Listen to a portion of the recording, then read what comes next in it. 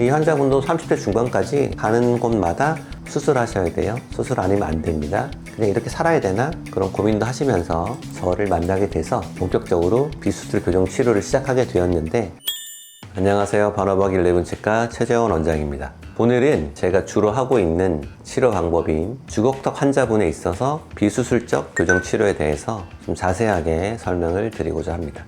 먼저 주걱턱 환자분은 어떤 의미냐? 다들 아시겠지만 아래턱이 위턱보다 좀 앞으로 나와 있어서 치아가 거꾸로 물리고 옆에서 봤을 때 위턱이 들어가 보이고 아래턱이 나와 보이는, 경우에 따라서는 좀 얼굴이 길어 보이는 환자분도 계시고, 전체적으로 그런 환자분을 이제 흔히 주걱턱 환자분이라 말씀을 드리고, 턱 자체가 나와 있는 분이 많고 혹은 턱이 큰 분이 많기 때문에 사실은 원인을 치료하는 방법은 전방으로 나와 있는 턱을 후방으로 위치시키거나 큰 턱을 잘라서 작게 하는 것이 원인을 치료하는 방법이긴 하지만, 그렇게 치료하다 보면 모든 환자분이 수술을 받아야 되기 때문에 흔히 말한 양악수술이 될 확률이 높기 때문에 모든 환자분이 사실 양악수술 받을 필요는 없거든요. 그런 환자분들에 있어서 수술이 꼭 필요한지 아니면 비수술을 할 수 있을지에 대해서 조금 더 자세히 알아보도록 하겠습니다. 먼저 케이스를 볼 텐데요. 30대 중반 여성분인데 정면에서 봐도 아래턱이 좀 앞으로 나와 보이고, 요 코 옆에 옆 부위는 좀 꺼져 보이고, 얼굴이 살짝 우측으로 좀 돌아가 있는 것을 볼 수 있습니다. 엑스레이 분석을 해보면 정확히 알 수 있고요. 우리가 아무리 눈으로 봐서 주걱턱이다 느껴도 그건 주관적인 판단 기준이기 때문에 객관적으로 평가하기 위해서 이렇게 엑스레이와 얼굴을 찍어서 면밀하게 분석을 하게 됩니다. 수치상으로 보면 아래턱이 전방으로 나와 있고 조금 크기도 하면서 이분은 거기 더불어 흔히 말하는 개방교합이라 그러는데 윗니와 아랫니 사이가 벌어져 있는, 그래서 얼굴이 좀 길어 보이는 형태라고 보시면 되겠습니다. 이런 경우에 사실 원칙적인 치료 방법은 앞으로 나와 있고 큰 턱을 작게 뒤로 움직이는 것이 정확한 치료 방법이 되겠지만, 30대 중반이기도 하시고 굳이 수술까지 받아야 하냐 고민을 하시는 분이기도 하고, 또 수술에 대한 거부감도 있어서 수술은 일단 배제하기로 했습니다. 사진을 보시면 윗니 아랫니 사이에 공간이 아주 많이 있죠. 그리고 위 앞니 두 개가 아주 작은 형태를 띠고 있고, 원래는 위턱이 아래턱보다 더 넓어서 아래턱을 잘 감싸줘야 되는데 전혀 그렇지 못하고 있는 상태입니다. 당연히 식사할 때 앞니로 끊어먹지 못하니까 불편하고 발음도 세고 여러 가지 기능 장애도 동반이 된 경우라고 보실 수 있습니다. 앞니 두 개가 작고 비어있기 때문에 당연히 치아에 자신감이 없으니까 잘 웃지도 못하시는 그런 상황이 되겠죠. 이 환자분도 30대 중반까지 여러 치과를 가셔서 상담 받아 보셨지만 가는 곳마다 수술하셔야 돼요. 수술 아니면 안 됩니다. 그런 상담을 듣다 보니까 그냥 이렇게 살아야 되나? 그런 고민도 하시면서 저를 만나게 돼서 본격적으로 비수술 교정 치료를 시작하게 되었는데, 사실 비수술이란 말은 전신 마취를 하지 않는 그런 뜻이라 보시면 되고요. 제가 주로 하는 치료 방법은 콜티코토미를 병행한 시술이 되겠습니다.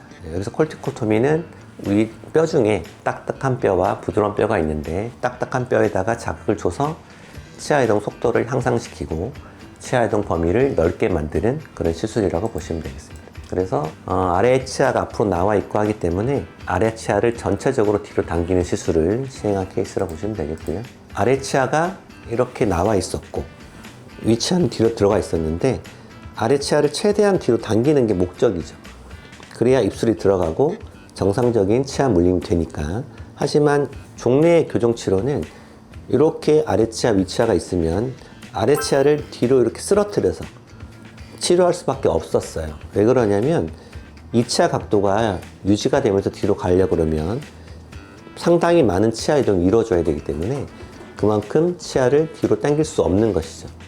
하지만 콜티코토미를 같이 병행하게 되면 어금니가 충분히 뒤로 이동할 수 있기 때문에 이 각도를 그대로 유지하면서 뒤로 갈 수 있습니다. 그러면 좀 더 심리적으로 좋은 결과가 만들어지고, 아래치아 각도가 중요한 이유는 과하게 안으로 쓰러지게 되면 심리적으로 좋지 않은 것도 있지만 이 아래치아 뒷부분이 관리가 잘 안 돼요. 스스로 관리할 수 없기 때문에 결국 우리 입안은 스스로 관리가 잘 되어야 오랫동안 유지가 되고 치아가 오래 남아있게 되죠. 근데 스스로 관리할 수 없는 환경이 만들어지면 그때부터는 여러 가지 문제가 생길 수 있습니다. 그리고 양악수술이 사실 가장 좋은 경우는 얼굴을 짧게 하는 경우거든요. 얼굴 길이가 길지 않거나 얼굴의 좌우 대칭이 크게 심하지 않은 분들은 양악수술 말고도 이런 콜티코토미를 병행한 교정치료와 윤곽수술로도 거의 양악수술과 똑같은 결과를 얻을 수가 있습니다. 그래서 사실 양악수술이 윤곽수술보다 몇 배 어렵고 힘든 수술이기 때문에 시술하시는 구강외과나 성형외과 선생님도 양악수술보다는 윤곽수술을 선호하게 되죠. 하지만 결과가 다르기 때문에 어쩔 수 없는 경우는 양악수술을 선택할 수밖에 없는데, 이 위험하고 복잡한 수술 말고도 같은 결과를 얻을 수 있는 치료 방법이 있다 그러면 그쪽을 선택하는 것이 더 좋겠죠. 그래서 콜티코토미를 병행한 교정 치료, 윤곽 수술은 거의 같은 결과를 얻을 수 있고요.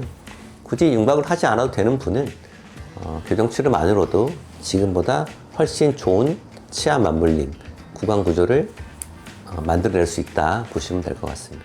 이제 콜티코토미라는 시술을 제가 아주 오랫동안 하고 있는데, 이런 시술에 대한 궁금증과 불신, 그리고 많이 행해지지 않다 보니까 또 안 좋은 평가도 가끔 있거든요. 하지만 이 시술은 학술적으로 그리고 과학적으로 다 검증이 된 시술이기 때문에 그 누구도 부인할 수는 없고, 다만 시술을 잘 하고 시술 이후에 발생하는 치아가 빨리 움직이는 그 랩이라는 현상을 잘 이용해서 교정을 잘 해야 좋은 결과가 나옵니다. 그래서 이런 시술만 한다고 모든 교정이 다 좋아지는 것은 아니고, 시술과 함께 교정 치료로 잘 이루어져야 만족할 만한 결과가 나온다고 생각하시면 되겠습니다.